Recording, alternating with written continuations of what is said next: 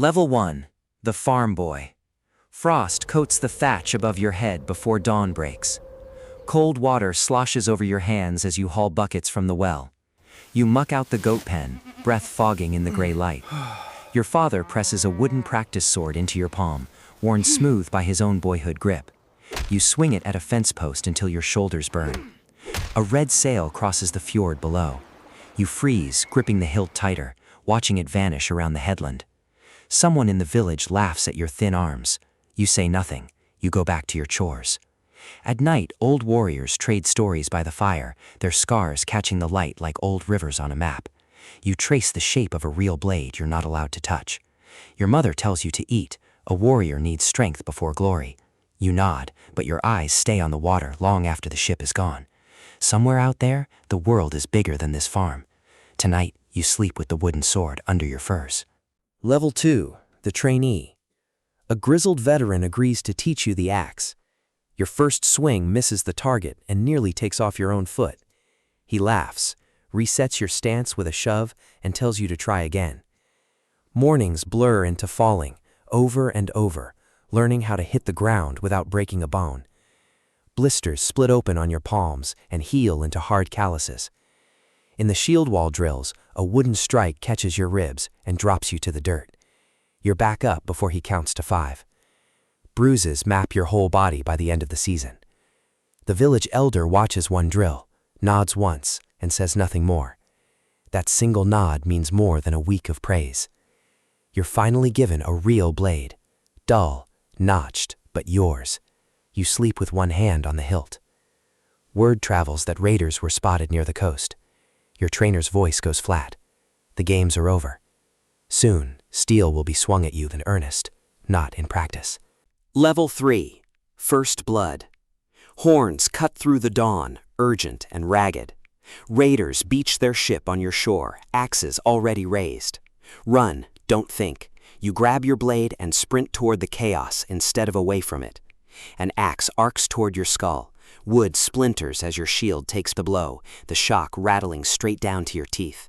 You swing back on instinct alone. The man falls. Something in you changes, quietly, permanently. Smoke rises from the storehouse. Villagers scream and scatter through the mud. You hold the line beside men twice your age and size. Blood runs warm down your forearm from a cut you don't remember taking. By midday, the raiders retreat to open water. You kneel afterward, hands shaking, unable to stop them. An older warrior claps your shoulder. He says you fought well. No one calls you a boy that night.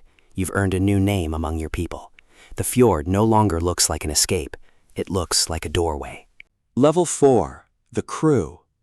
A captain sizes you up and asks if you can row. You lie about your endurance. He hands you an oar anyway. 40 men pull together across gray water, day after day, toward a coastline none of you have seen. Your palms bleed through the wraps by the second morning. A storm hits on the third night, and you bail water in the dark while others try to sleep sitting up. Land finally rises out of the mist, unfamiliar cliffs under an unfamiliar sky. The captain gives the signal. Axes come out of their sheaths. A monastery falls before midday, its silver and gold loaded onto the ship in canvas sacks. You take your first true share, heavier in your hand than any coin from home. Pride and guilt tangle together in your chest as the shore shrinks behind you. Harder tasks follow on every voyage after this one. You learn to read wind, current, and the mood of a restless sea. Your name starts to travel ahead of you along the coast. Level 5.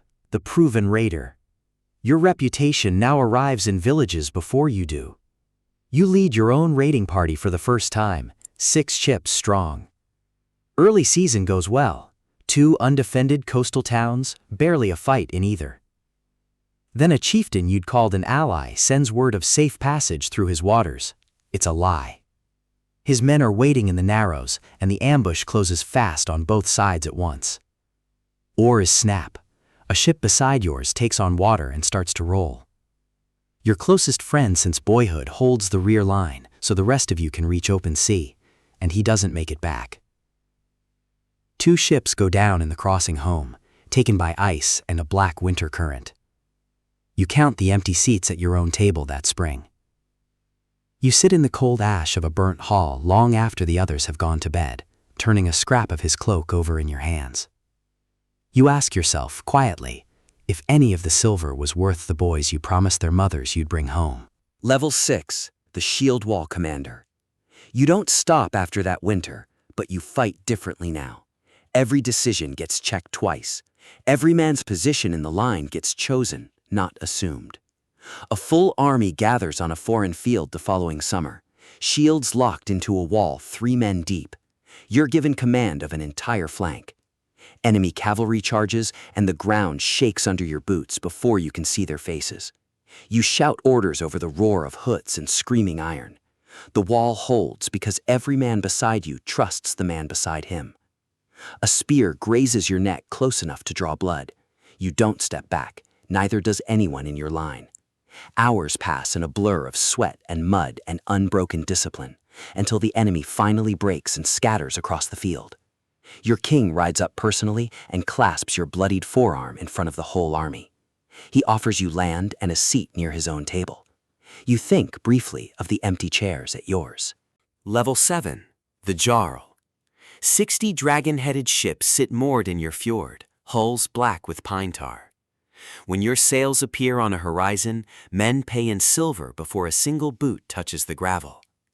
Your knees ache when the damp sets into your bones each autumn now. You spend more hours arguing over boundary stones and grain stores than you do swinging an axe. Your fingers stiffen in the cold when you try to grip a drinking horn, let alone a blade.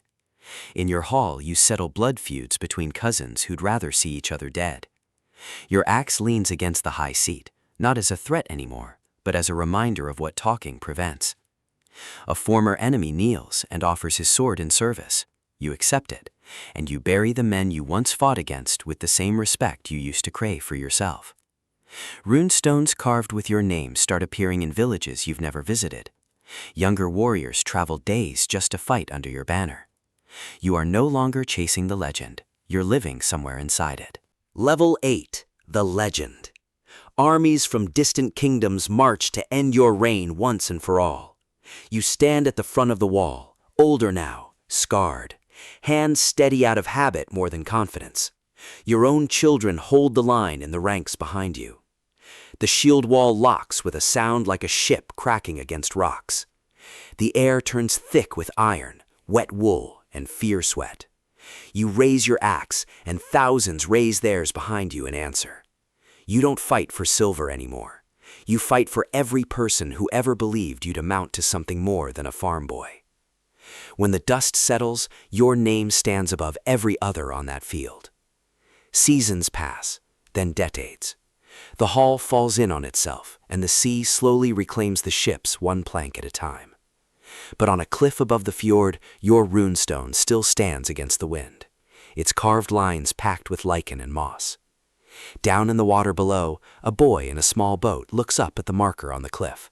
He grips his oar a little tighter. He pulls toward the open sea. If this journey from farm boy to legend gave you a spark, drop a like, tell me which level hit hardest, and subscribe for the next one.